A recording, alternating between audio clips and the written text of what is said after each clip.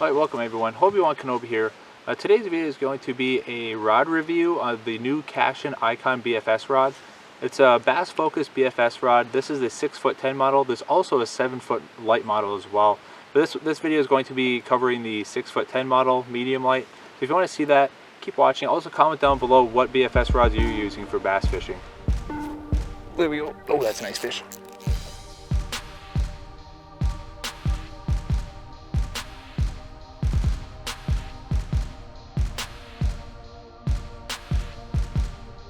Alright, so to get started off with the specs of the rod, it's a 6'10" rod. It's a medium light. So most of your bass BFS rods, especially the ones I reviewed, have been either light or maybe even ultralight. So this is definitely bass focused. The ratings are an 1/8 of an ounce to 7/16 of an ounce, and it's 4 to 10 pound line. So it is going to be your more traditional BFS bass rod. Like that's how it started in Japan, having those.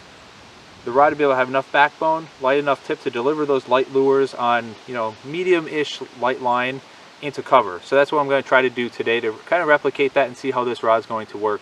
I'm also going to be doing a little bit of updating on the KastKing Kestrel BFS reel that I've been using, but I'll try to keep most of my comments to the rod.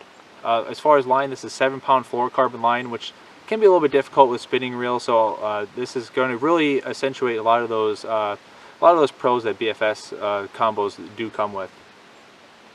So I think that has a carbon grip on there. It feels a lot like the carbon grips you can get from mud hole. It's a little bit different pattern, but basically the same thing. You have a, it seems like, I think it's like a nylon weave or something on the outside here, and then the shorter handle. Then it's sealed off with a rubber butt stopper there too, so it's not going to slide around as much on your boat deck, or if you like put it on your kitchen floor, it's not going to slide out or anything like that.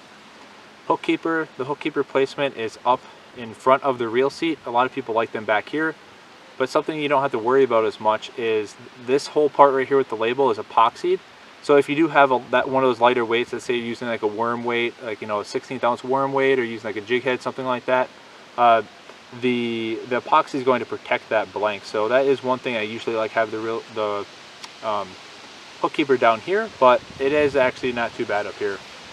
It runs micro guides all the way throughout the length of the blank, and that's about all I'm going to say right now. Sitting here, you're going to want to see it in action. You're going to want to see some fish on there. So I'm going to cut to that. Going to be some good hits from the gills.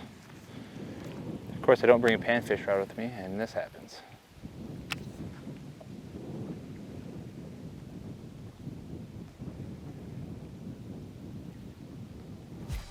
There we go. Oh, that's a nice fish. That's a nice fish. Tighten the drag up on that bad boy. Ooh.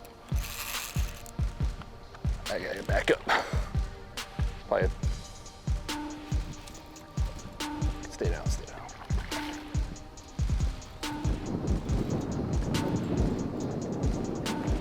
Ooh, that's a nice fish.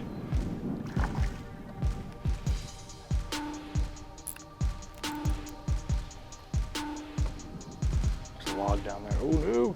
Oh, that's a really nice fish. Not. Come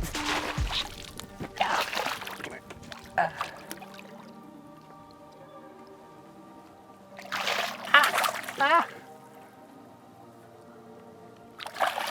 Oh, that's a nice fish.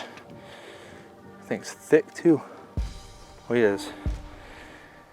A lot of content. All right, so overall, this rod does feel substantial for a BFS bass rod. Now I think BFS in its origins was light tips, backbone.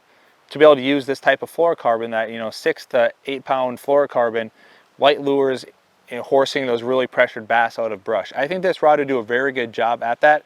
When I was using that bigger lure earlier, I was getting some looks, but I wasn't getting bites. And then when I switched that small Jackson Egu jig with the small craw on there, I was able to get a lot more bites, and I was able to feel that I was even when the bass were coming up, like that slow drop of that lure coming down, the bass coming up, I felt like the sensitivity was definitely adequate to be able to feel those bites.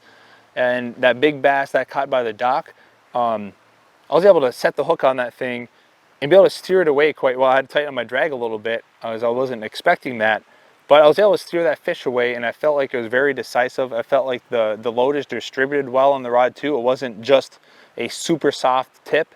to be able to cast those lures with a very heavy backbone. I felt the rod was able to distribute the force from the tip into the midsection and then have that good backbone. So it is a very good way that you can have a functional bass tool. Now, granted, this is a medium light rod with a 1/8 to 7/16 ounce rating, it's a 4 to 10 pound line. So it isn't going to be, I wouldn't be my first choice if I was going to, you know, deliberately go pond hopping for small bass. I'd probably pick a lighter rod for that.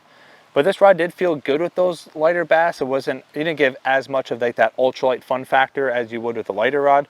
But this rod definitely handled the bigger, a little bit bigger bass, especially around cover, a lot more. I felt like for myself a lot more confidence than, you know, some other BFS bass rods that I've used. Cashion does have a 7-foot light powered version of this too, which is the specs are pretty much on par with the Dobyns 701 BFS rod, which I will be comparing both of those rods head to head. I'm going to use as similar as reels, line, everything as I can to make sure that I can eliminate as many variables as possible. And then I'm going to draw some conclusions. So that might help you with the BFS rod selection as well. I want to thank you for watching, and also comment down below what else you want to see about either this setup or just BFS fishing in general. I know there's a lot of new anglers, new BFS anglers subscribed to the channel recently. I want to be able to help you out as best as I can to be able to make sure you can be effective on the water. Thanks for watching.